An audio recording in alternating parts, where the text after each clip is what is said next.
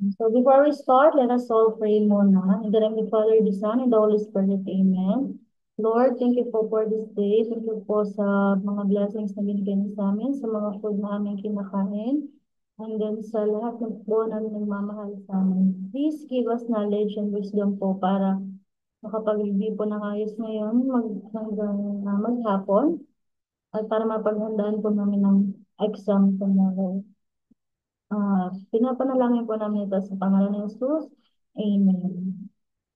Ayan, so for today, review lang tayo. So here, may hinanda akong PPT and then sasagutan lang natin siya. Mhm.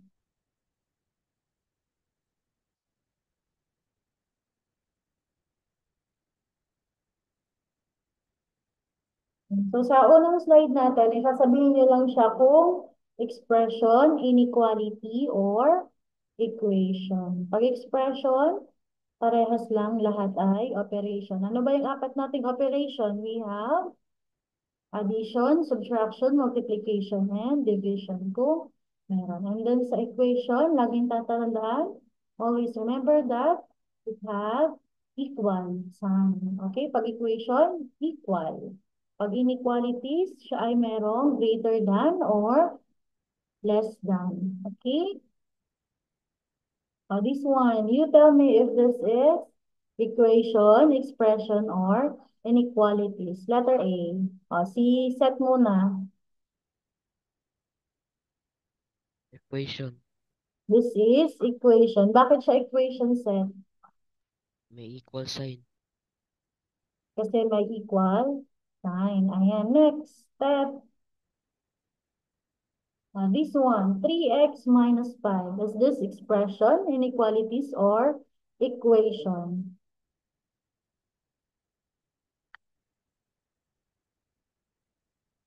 O, operation lang ang meron siya. Ano siya pag operation lang? Siya ay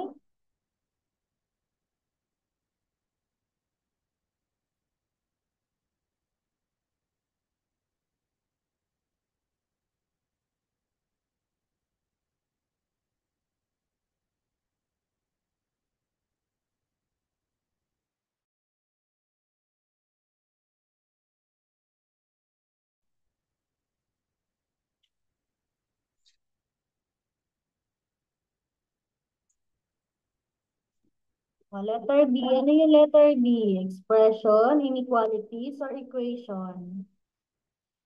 Expression. Yes. Ano daw, Tep? Tep, ano daw sagot mo, Tep? Expression. Okay, very good siya ay expression. Since wala siyang equal at saka greater than or less than. Okay? Next, Juban.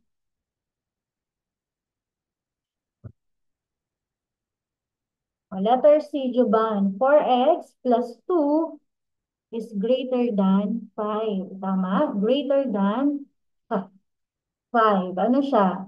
Inequalities, expression, or equation? Juban. Juban, open your cam.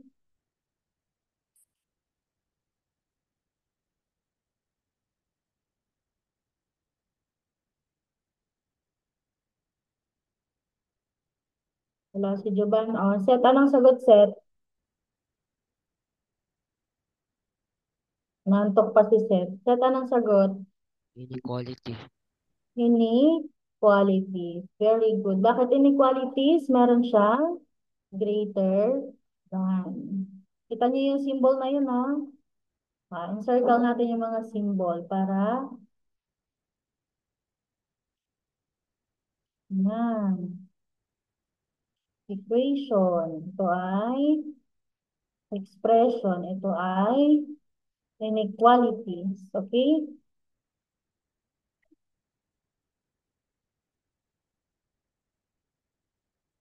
Last one.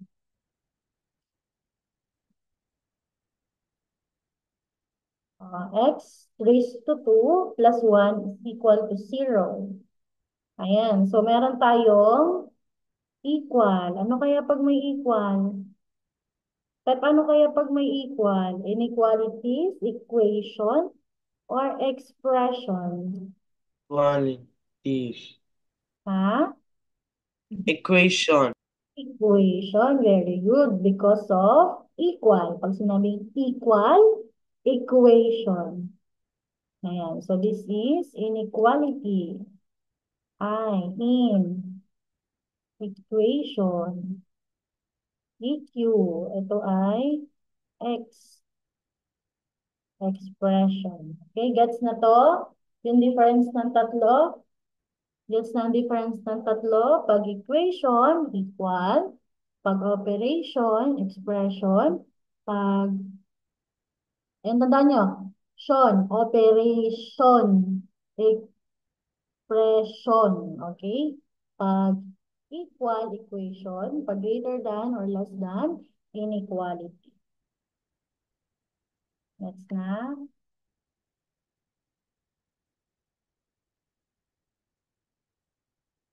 Ito, isa pa. Meron pa pala. In your notebook po. In your notebook. Merong notebook? Wala. Okay, sagutan natin ng oral. 3x plus 4. Step 3x plus 4. Expression, inequalities, equation. 3x plus 4. Expression. Expression. Very good. Ito. Expression. Okay, very good. Expression. Next. X plus 3 is equal to 10. Ayan, may equal. Set ano yan, set? Equation. Equation. Very good. Next, 2x minus 5 is greater than 0. Ano kaya yan? Step.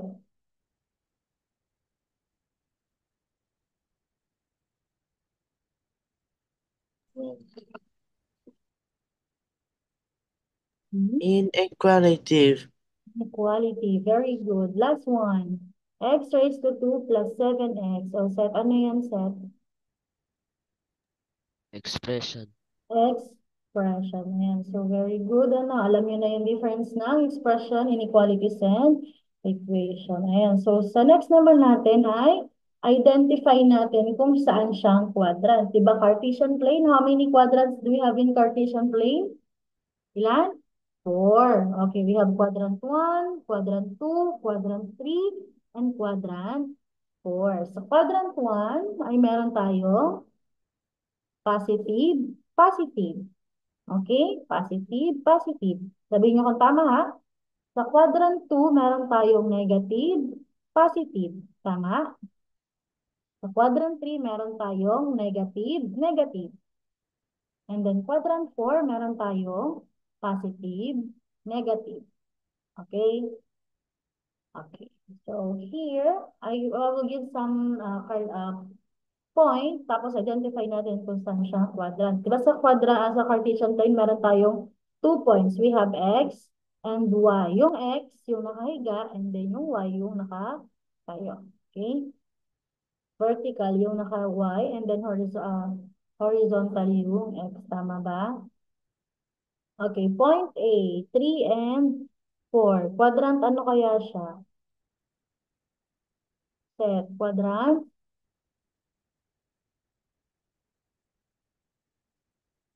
Quadrant 1. Quadrant 1. Q1. Very good. Quadrant 1. Next, negative 2 and negative 1. Quadrant.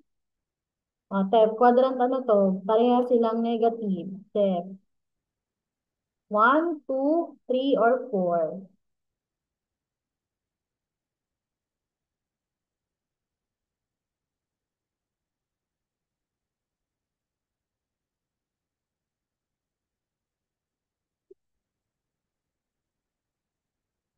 Quadrant ano yan? Negative 2, negative 1.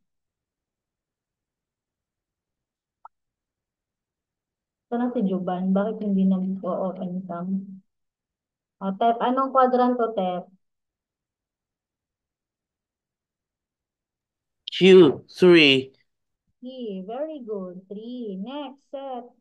0 and negative 5. Saan kaya siya? Quadrant 1, 2, 3, or 4? Quadrant 4.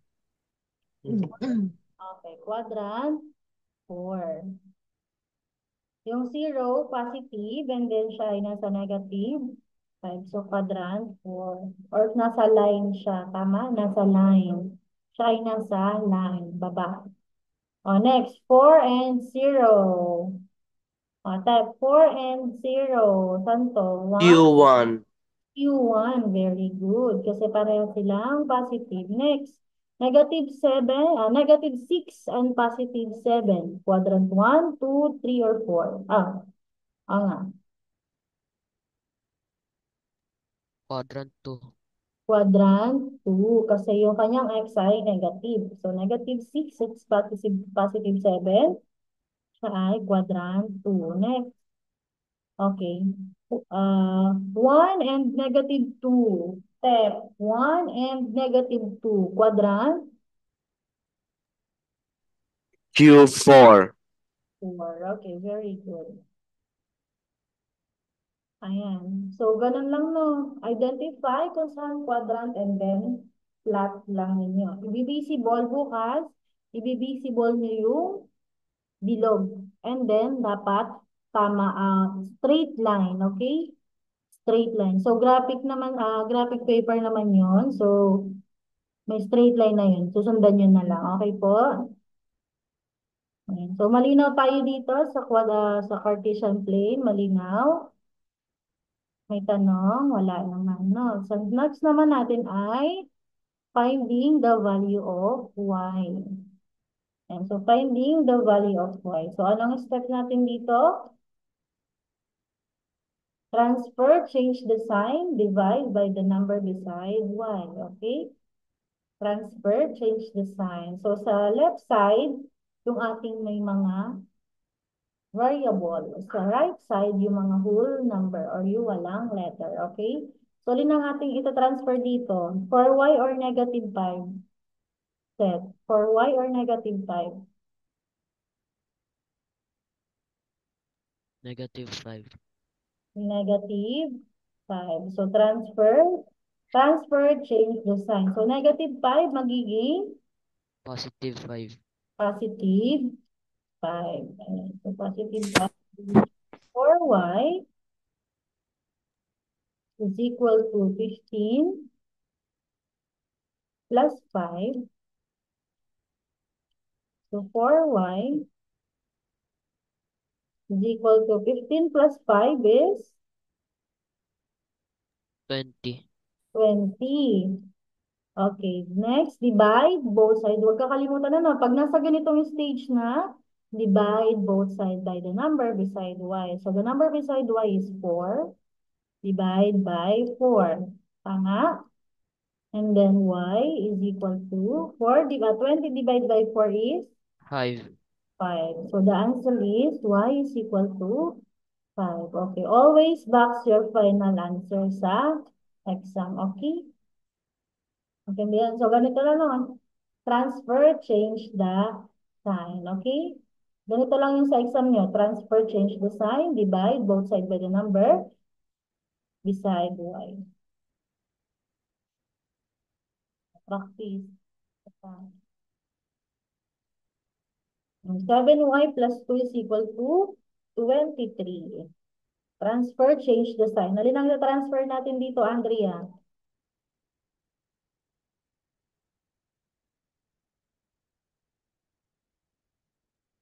Alin na-transfer natin? 7y o positive 2? Positive 2 po.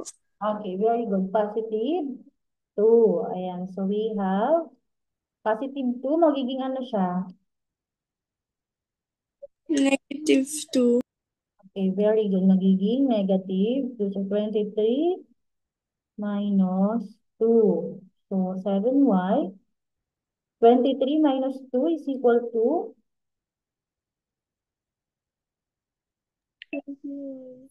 21. Very good. And then, divide both sides by 7. equal to 21 divided by 7. How many 7 do we have in 21?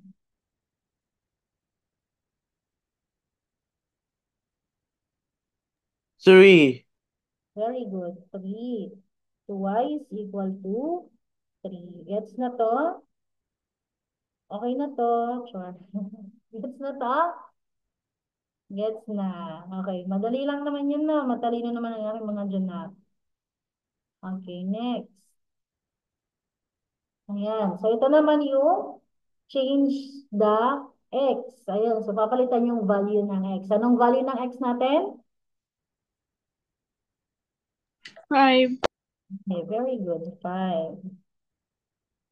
Ayan. So, 5. Huwag kakalimutan na no. So, y is equal to 2. Anong value ng x? 5 plus 5 is equal to 2 times 5. Step 2 times 5 step.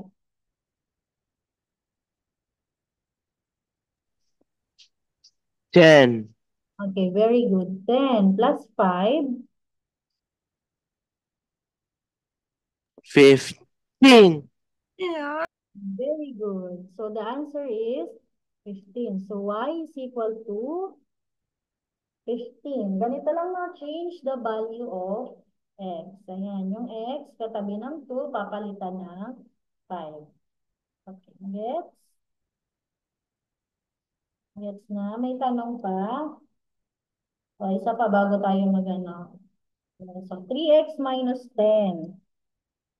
3x minus 10. So, equal 3. Anong value ng x? Set, anong value ng x set? Set. 5. 5 minus 10 is equal to 3 times 5. Andrea, 3 times 5, Andrea.